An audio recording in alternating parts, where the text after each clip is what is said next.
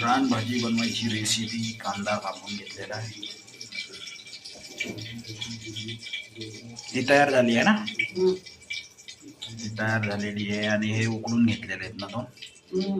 उकडून घ्यायचं. याचं नाव हरीत फळी ना? हा, हरद फळी टाकळा. फळी टाकळा उकडून घेतलेला आहे. आणि ही कुठली आहे? ही पातूर. पातूर. ही नाही भेटत.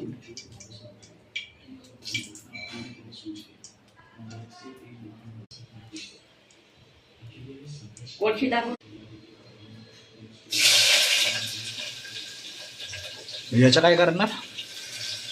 घावण. डोशासारखे. हा, हे आता मिक्सर मधनं वाटून घेणार ना?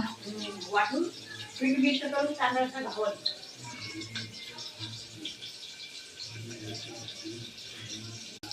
कांदा टाकून घेतलेला आहे. आता हे फोडणी करून घेणार आहे याची.